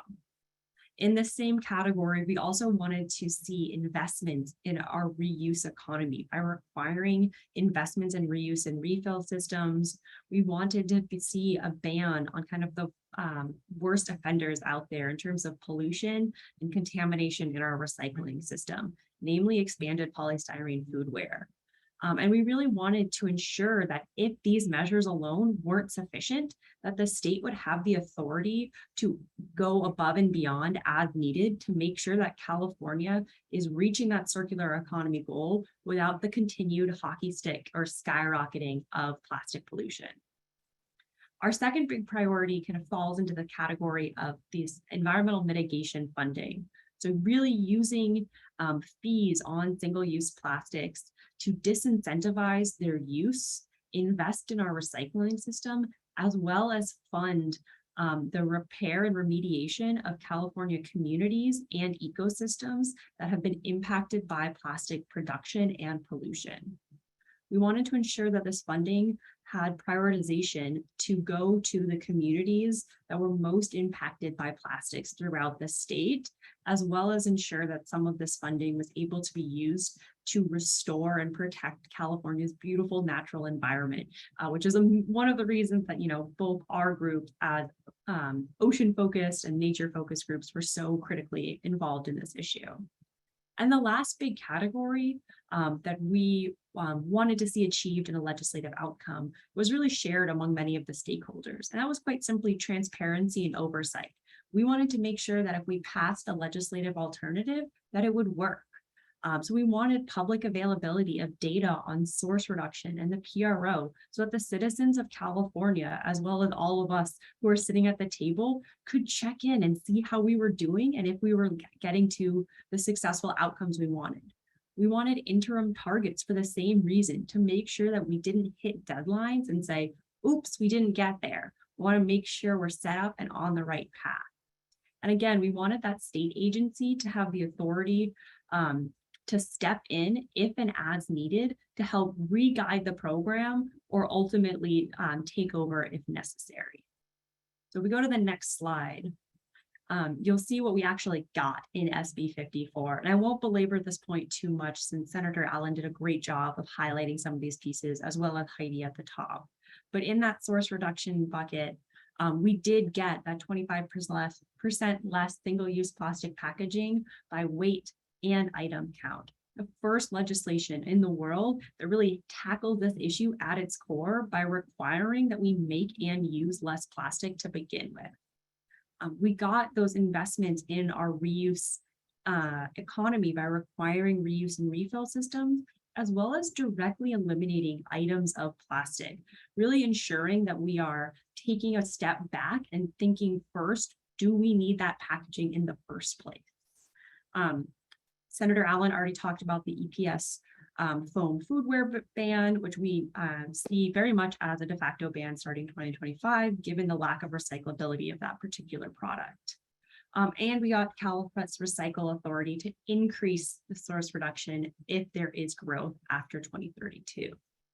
On the environmental mitigation funding, we were able to secure $5 billion over 10 years by both the plastic producers and resin makers, as you heard from Senator Allen, with 60% prioritized to address the current and historic harms to disadvantaged communities in the state, and really broad authority for that other 40% to restore, recover, and protect California's natural environments. And on the transparency and oversight pieces, a lot of this had already been worked out in previous iterations of SB 54, but we were able to strengthen the public availability of data for the source reduction and the plans, including annual reports and auditing. And we were really able to ensure strong CalRecycle oversight. And as you heard Heidi talk about at the top, that ability to revoke approval for the PRO if it is out of compliance, really that ultimate kind of hammer to all of the carrots that are in the program to make sure that our producers are complying with the program. Next slide, please. I was able to work with a few other scientists at Ocean Conservancy to kind of do some back of the envelope math in terms of what this source reduction could look like in terms of its impact on California. And we estimated that the source reduction policy alone would eliminate 23 million tons of single-use plastic packaging and foodware over the next 10 years in the state, which is roughly equivalent to 26 times the weight of the Golden Gate Bridge. So this is a staggering amount of weight, an amount of plastics that we will see reduced because of this bill, and really highlights the power of policy to move the needle on this issue. Dr. Brandon, I just want to highlight that to me, it's going to have an even bigger impact than that, because a lot of the production will not be just for California. And so, absolutely. Yeah, absolutely. That's probably a conservative number. Definitely. And with that, I will turn it back over to you, Heidi. Thank you so much. And this is their contact information. Again, we'll not be able to answer all your excellent questions today, but everybody's on the speakers are making themselves available to you after the webinar as well. So thank you both so much again. And I'm not seeing clarifying questions, so I'm going to go ahead and move on since we're short on time to, we're going to turn it over, I believe now, to Dylan Thomas with the Recycling Partnership, who did a fantastic job of helping us with note-taking and everything else through this whole process, and sponsored this webinar today and make sure it was free and everybody could access this information. So I'll turn it over now to Dylan, and then he'll turn it over to Adam with the CalChamber. Thank you. Thank you so much, Heidi. And I'll be quick and go through my slides because I know there's been a lot of deep conversation and there's some overlap in terms of information. And as always, thank you so much for having me to participate in this webinar. My name is Dylan Thomas. I'm head of the policy team at the Recycling Partnership. The Recycling Partnership is a national nonprofit organization that we mobilize. We represent the recycling system. We don't represent the recycling industry, but rather the recycling system. For the unlocking of the circular economy, you have to have all of these pieces working well. The circular economy is not recycling alone, but it can't work without recycling. And we are dedicated to improving and transforming the recycling system for good across the country, not just in California. And you can go to the next slide. And as our organization has matured over the last decade in its existence, we've recognized that we can't see the scaled change without supporting collections, smart, well-designed collection policies. We work with thousands of communities around the country. There's huge swaths of the country that don't have the same level of access to recycling that they do to trash like we do in California. And so we've worked with thousands of those communities to help improve those programs, as well as working with companies that fund us to be able to help make packaging more circular and help them meet their climate and sustainability goals. We often say we assist and insist with these companies to help them support those goals. And then we also dedicate our resources and time to help support policymakers to develop smart, well-designed solutions to help address systemic needs for the residential recycling system. And that's what was why we as the Recycling Partnership leaned in and worked to help support this large effort, which a lot of great things have already been said about the bill that were the law that passed. But one thing that I do want to highlight for everybody to take away is the bringing together of disparate views and perspectives to that small negotiating table, so we could get to know one another as well as collaborate and try to solve for a legislative solution ahead of the ballot initiative. And something that from our perspective of looking at other extended producer responsibility legislations that have been successful around the world in improving recycling as well as reducing materials, that we are taking those best practices and integrating it, and so that the companies that are responsible for these materials can comply with the law that is that was resulting. You can go to the next slide. So I thought I'd share a little bit of the function of the bill and some timeline slides that I thought would be helpful as summaries with some rates and dates.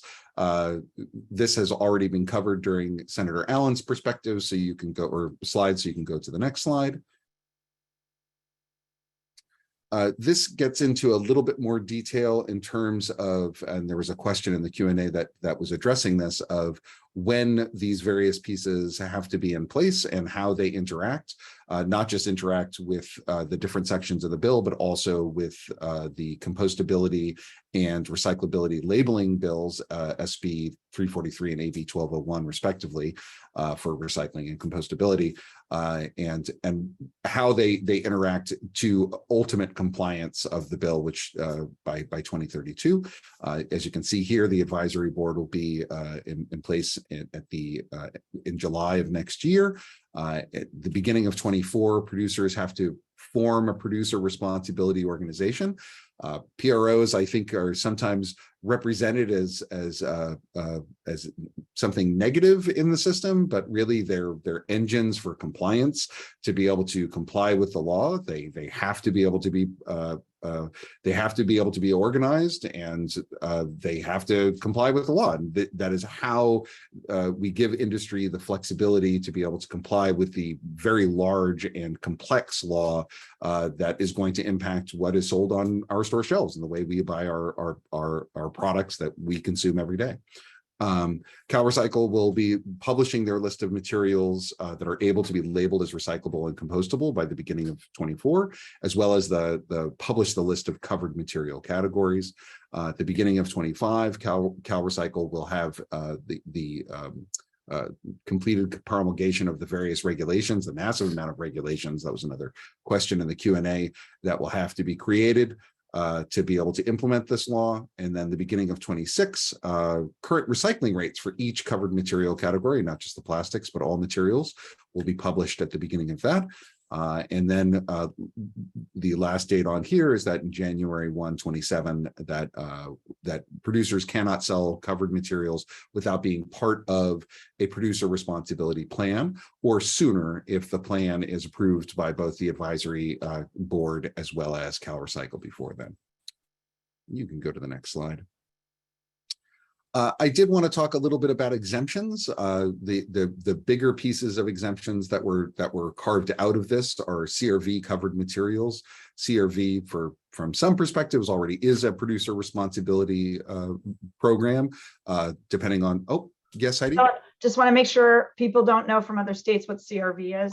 It's our bottle bill here in California. So California redemption value. Exactly. Yeah. Yeah, so generally speaking, beverage containers that are covered under that, also standard exemptions from EPR systems like prescription drugs, infant formula, medical food, pesticides. These are things that are typically exempt because they're not part of the recycling system currently. And also, you don't want to have negative impact on populations that are economically disadvantaged. There was a bit of a clarification. There was some misrepresentation that paper products are not part of the EPR part of the legislation. And I added this clarification. This is for all materials that must meet all of the below conditions, that the covered material is not collected through a residential recycling collection service, so either curbside or drop-off. That it does not undergo separation from materials at a processing facility like a MRF, and that covered material are recycled at a responsible end market, which is defined very clearly in the legislation, and that it performs at a very high recycling rate currently.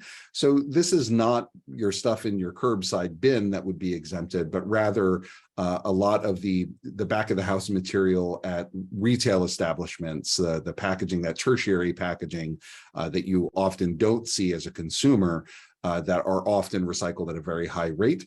Producers of those materials would, if they are able to make sure that they show that those are recycled at a high rate, that they would be exempt from this legislation. You can go to the next slide.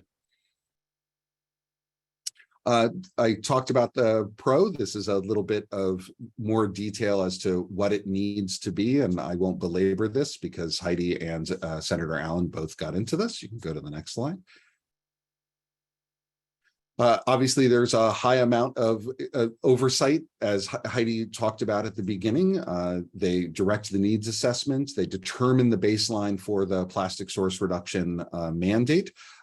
They have the authority to adjust the recycling rates either up or down, and they can also adjust the source reduction target up. They may not adjust it down.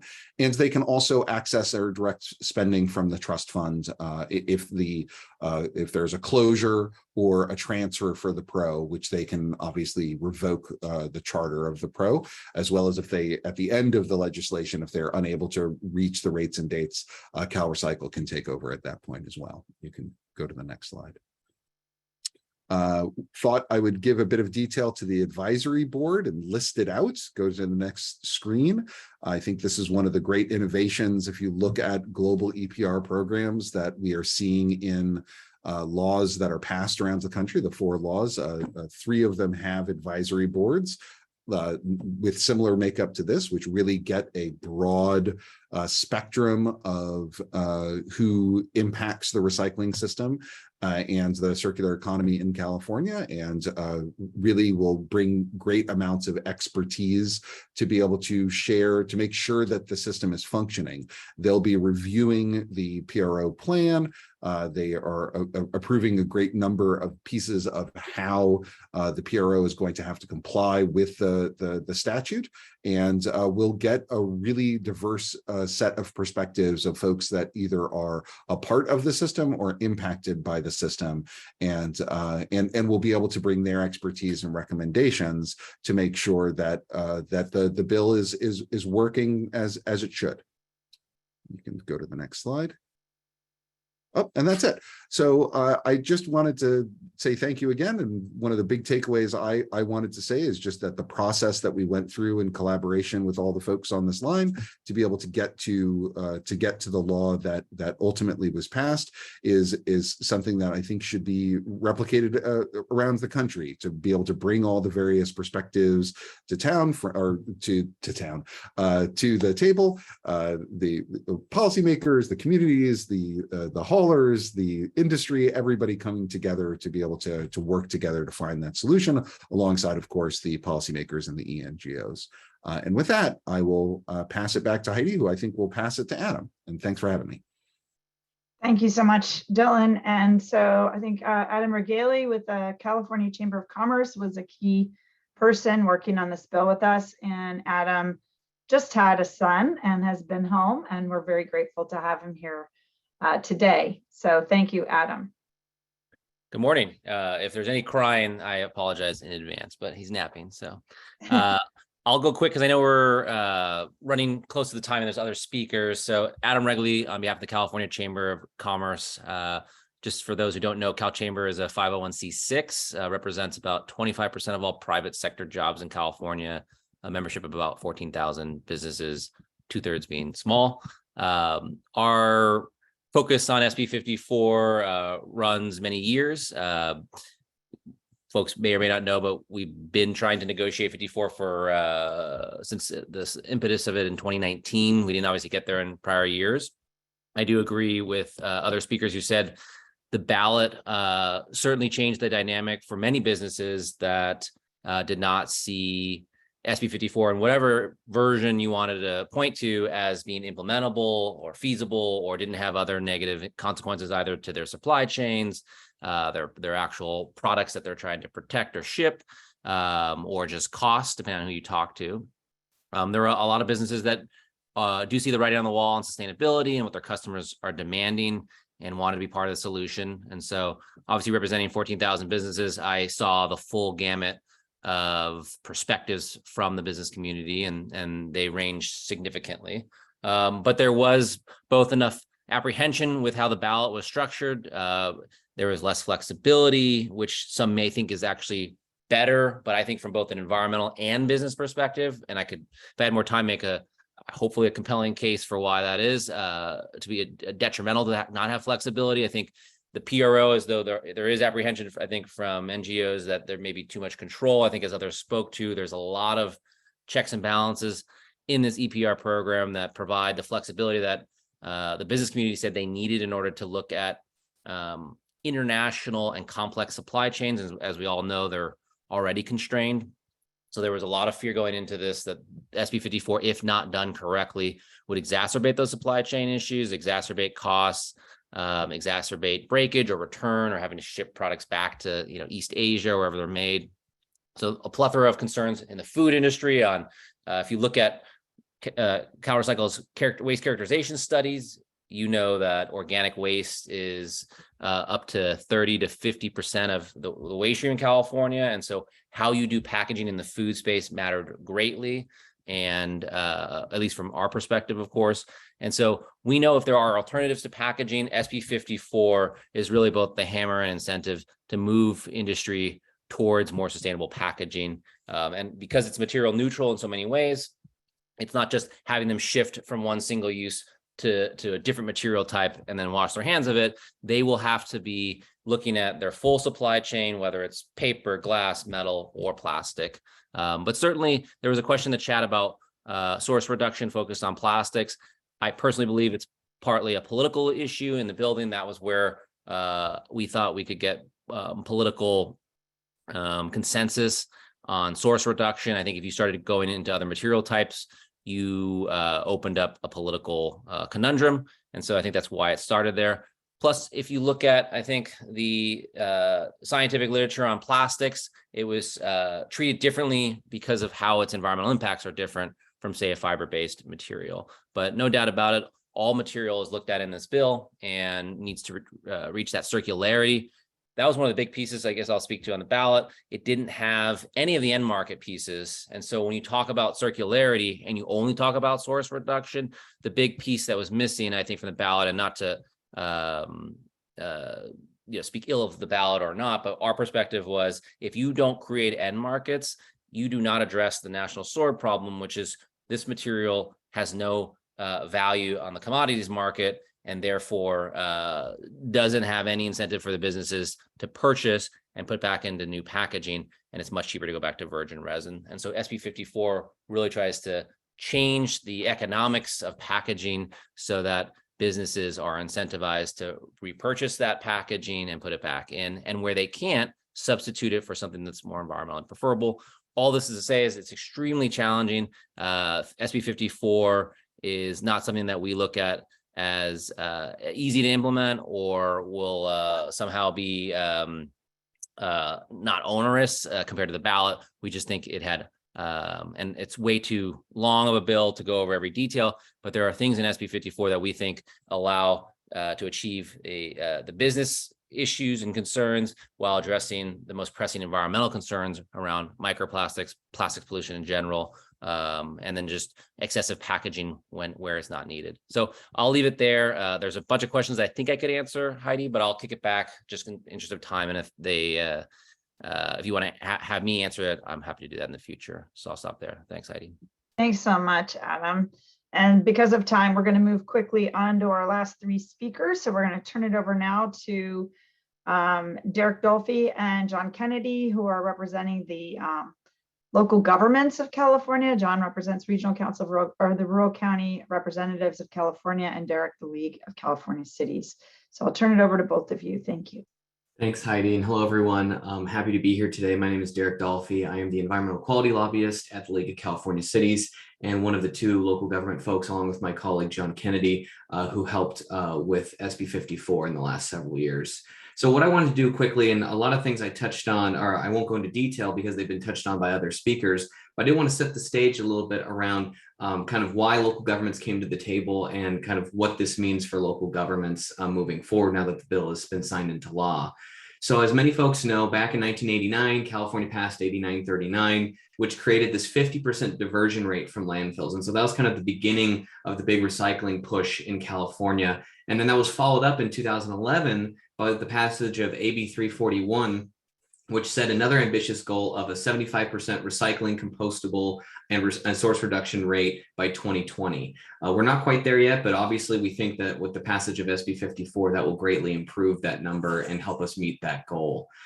So, really a lot of the reason what brought local governments to the table with SB 54 was the rising cost of recycling in many of our communities. So we saw, due to kind of the drying up of international commodity markets overseas, that really the cost of recycling was increasing and we weren't able to find markets for a lot of our products. So, this lack of domestic markets, as well as the lack of domestic recycling infrastructure, really started to see over the last 5-6 years the cost of recycling increase.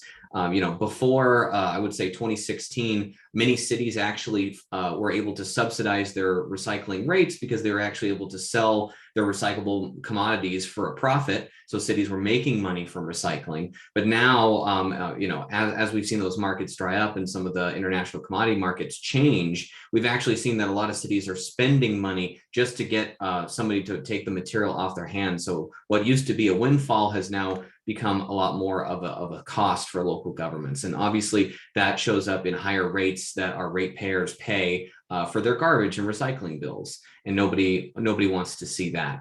So, we've been hearing about this for years. And so one of the things that Cal Cities did back at the end of 2020, beginning of 2021, right in the middle of all of these discussions, as Senator Allen and Tina had mentioned before, we did a survey of our city members, and both in 2021 and followed that up with another survey at the beginning of this year in 2022, and really asked them, are you anticipating seeing rate increases? And if so, by how much? And if so, why? And so, the vast majority of cities that responded to our survey said, yes, we're anticipating a rate increase of between 1% and 20% in the next 3 years. And that's really been driven by the cost of recycling, as well as the cost of implementing other organic waste regulations in California. And then followed up in 2022, the survey said the same thing, that rates are going up and cities are having to try and scramble to try and keep their rates low, but still implement a lot of our towards our 75% recycling goal. So that really brought us to the table to say, okay, the system isn't quite working the way that we want it to work. How can we bring folks to the table? How can we make sure that our ratepayers are being protected, as well as being good for the environment and making sure that plastic waste isn't finding its way into our communities and into our natural environments? So really, cities across the state, as Heidi had mentioned earlier in the presentation, we're really starting to look at this EPR model for other types of products, and really trying to dive in, what does this mean for cities, and how can we, close that circular loop as was discussed before. And so really what has been enticing to us, and one of the reasons why we've been a supporter of the bill for so many years, has been this concept of shifting the cost from local governments and ratepayers away from us and more towards the folks that are producing some of these products, to try and make sure that they understand that they need to design products with the end life in goal, with the recyclability in mind, and making sure that there's a full thought between a product that's produced and its ultimate hopeful recycling into another product. So SB 54, we think, does that by having covered plastic material reach a 65% recycling rate by 2032. And we really see SB 54 as narrowing the types of plastic that manufacturers will produce in order to meet the recycling rates in the bill. And we're hoping that this will create a narrower waste stream for us as local governments to collect, process, and bale recyclable materials. And we see this as having a cost saver because there'll be less types of materials, easier for us to sort, and hopefully more domestic markets for folks to be able to buy those recyclable commodities from us. So as you probably can guess and understand, cities and counties don't really have any sway over what our residents and businesses throw into the recycling bin, but certainly we are responsible ultimately for its disposal and recycling. So we have this vested interest in trying to see more things be recyclable, less different types of products, and making sure that everything that our residents throw in the blue bin is recyclable. I think that's kind of the goal that cities and counties have had with SB 54 and others. So with that, I'll pause there. I know I want to give some time to my colleague, John Kennedy, to talk a little bit about things from the rural counties perspective, but happy to answer any questions related to that. So really appreciate the opportunity to be here today. Cool, thank you. So John Kennedy with RCRC, we represent 39 of California's 58 counties.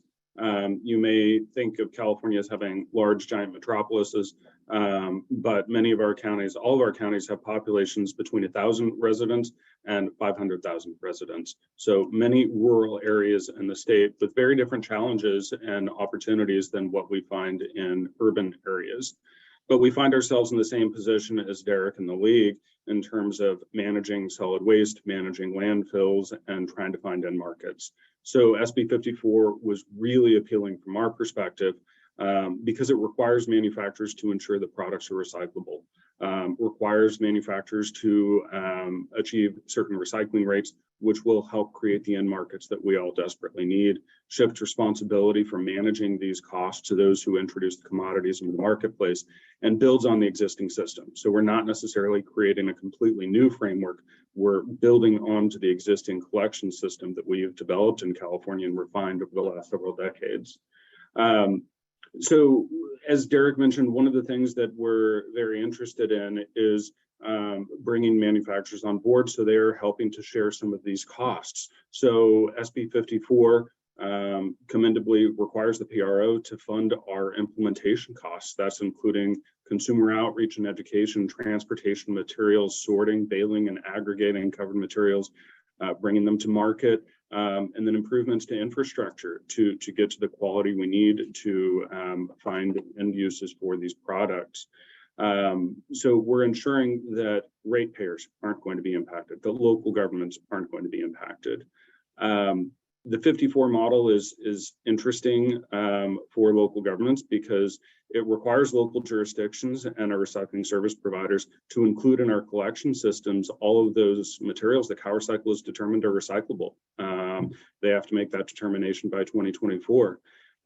But what makes this workable and appealing for local governments, and especially rural local governments, is SB 54 doesn't take a one-size-fits-all approach. It recognizes that the state is diverse and that no single system will work. So while curbside collection and recycling, door-to-door recycling is going to get us part of the way to where we need to get under the SB 54 model and the goals, it's not going to be the exclusive mechanism to get there. Many dense urban areas have door-to-door curbside recycling. Many of our communities don't have curbs. We don't have mandatory route collection, and we still operate where a good chunk of our communities do self-haul of their materials. And when they're self-hauling the materials, they're taking them to staffed or unstaffed transfer stations. They're taking them to landfills where there's going to be further separation and then finding end markets for those materials. So it's SB 54's embrace of that concept and inclusion of non-curbside recycling opportunities that makes it workable for a lot of rural communities. And SB 54 also provides some flexibility locals can get an exemption or an extension if compliance and including a particular commodity in the recycling system isn't practical because of specific conditions, specific local conditions. Local jurisdictions are going to face different challenges and different opportunities, and what can readily be recycled in one area may pose challenges that can't be overcome in some areas. So there's a pathway for flexibility in that regard. And then there's flexibility for the smallest local governments that are out there. 19 of our counties have fewer than 70,000 residents each.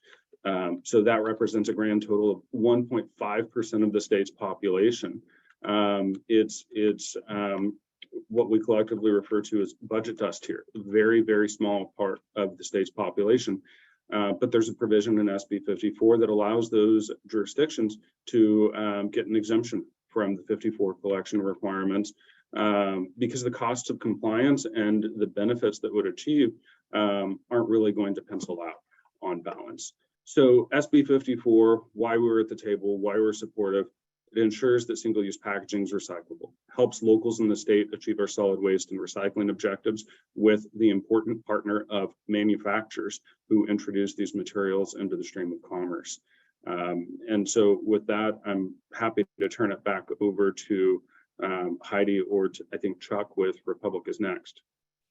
Thank you, John. And yes, we're our last speaker is, but not least, is Chuck Helget, the director of at Republic Services, a key stakeholder at the table. And we've only got 8 minutes left. We're obviously, we could do this again, and we will probably in January. But we'll go ahead and turn over to Chuck, and then we'll take any questions if we have time.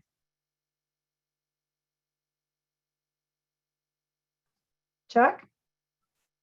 Heidi, thank you. Chuck Helget's through this very quickly. Yes. Hello. You were fuzzy for a second, but now we can hear you clearly. Okay, great. Chuck Helget, Director of Government Affairs for Public Services. And I'll breeze through these slides very quickly because much has been covered. So I do want to offer quick thanks to the legislature for moving a very, very difficult issue forward, especially Senator Allen, Assemblymember Rivas, Tina, and the policy staff in both houses. This was a very difficult process. Republic Services has supported stewardship programs for hard to manage materials historically, and we supported earlier versions of SB 54.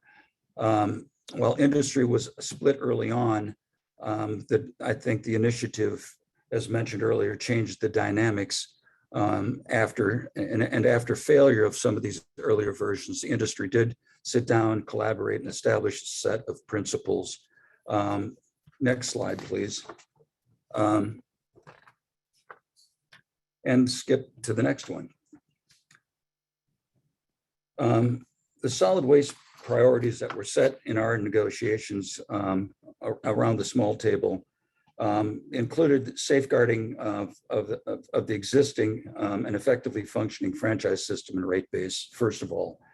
A clear dispute resolution process was a very important for us, and non-binding arbitration was something that we thought was necessary to ensure success between the PRO and our operations. And then to protect our investments in existing infrastructure,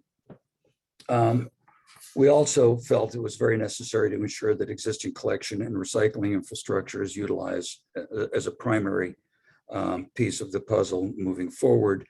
We also felt it was necessary to establish a fair PRO funding mechanism that would ensure cradle to circularity for covered materials, covering the costs of collection, transportation, processing, residuals, and end use.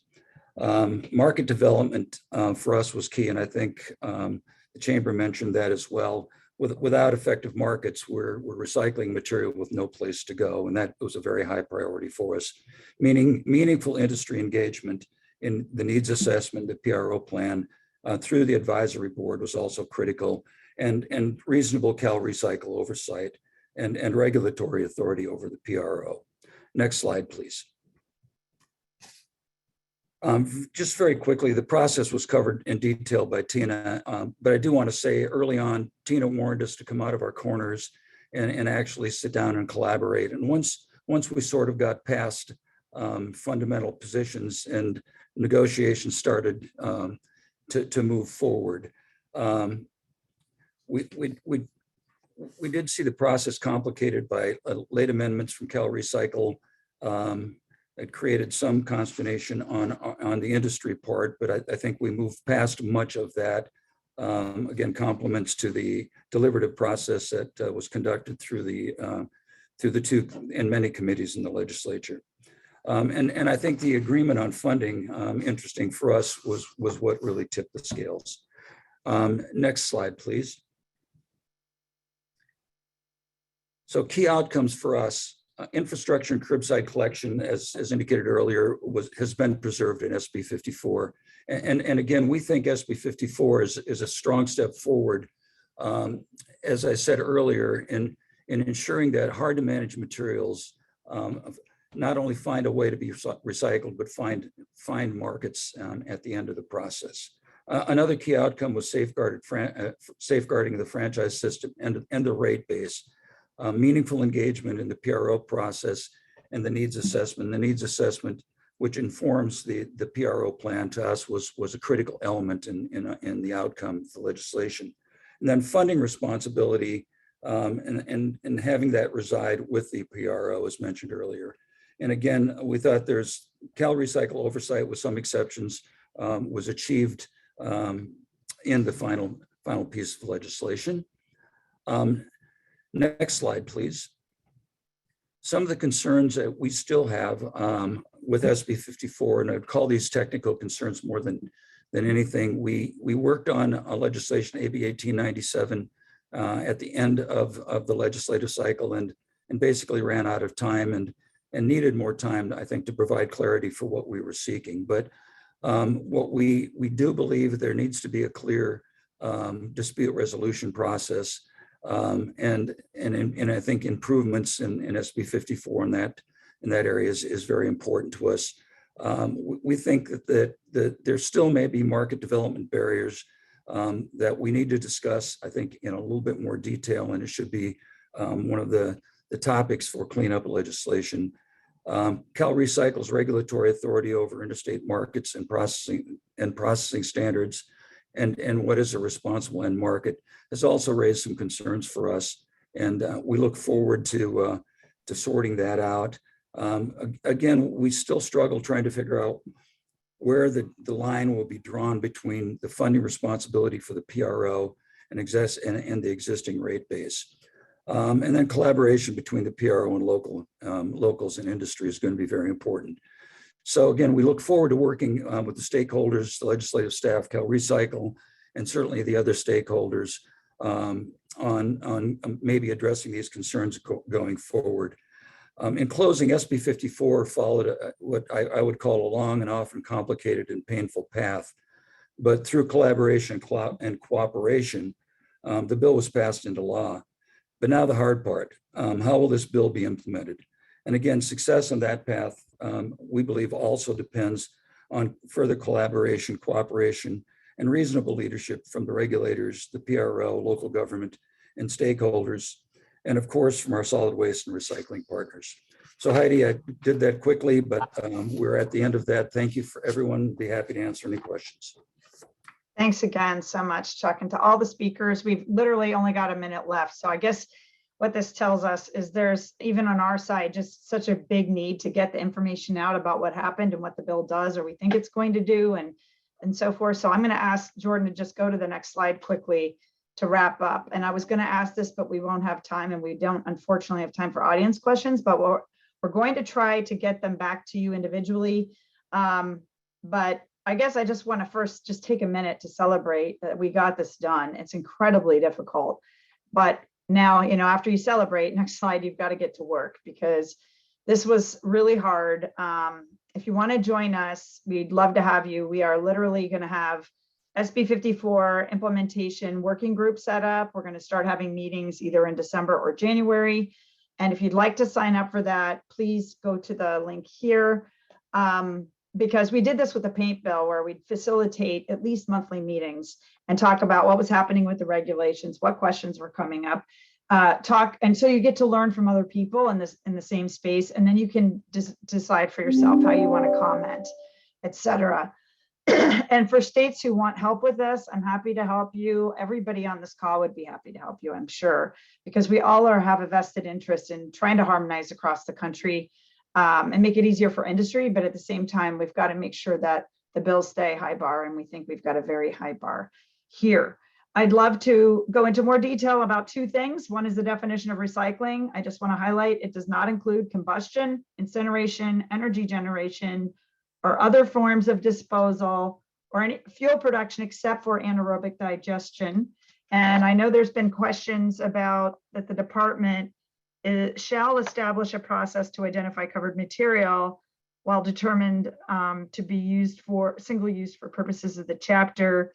And if it presents unique challenges for complying with this law, the department may exempt a covered material. I just want to say this is where we all have to work together on the rules, and the devil in the details. That's what regs are for. So everybody get ready to get to work. It's going to be important that we get this right in California and for the nation, because it will affect markets across the country. And I'm very sorry we didn't have time for questions, but we will be sending out a notice, some answers to these questions to you in writing. And we will send you information about upcoming webinars to help answer more of your questions.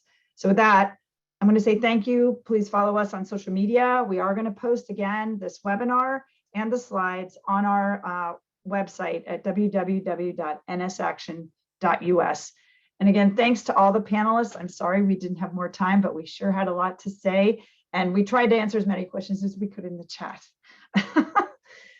So with that, if everybody could turn your cameras on and say thanks to everyone for joining us. We really appreciate you. And sorry we didn't have more time, but we'll get your questions answered as best we can. Have a great day, everybody.